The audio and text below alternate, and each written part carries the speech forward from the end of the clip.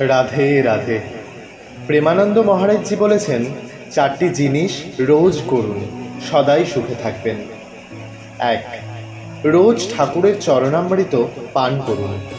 এতে অকাল মৃত্যু কখনোই হবে না এবং সমস্ত রোগ এই চরণামৃত নাশ করে। এই চরণামৃত ভক্তি এবং বিশ্বাস করে যে রোজ গ্রহণ করবে, তার কখনোই কোনো রোগ এবং অকাল মৃত্যু ঘটবে না। নাম্বার 2, বাড়ি থেকে যখন বাইরে বের হবেন, সে যেই উদ্দেশ্যেই হোক না কেন, কখনো কাজের জন্য বা ভ্রমণ, যাওয়ার আগে 11 বার এই মন্ত্রটি জপ করুন। কৃষ্ণায় বাসুদেবায় হরয়ে পরমাত্মনে প্রণত ক্লেশনাশায়া গোবিন্দায় নমো নমঃ।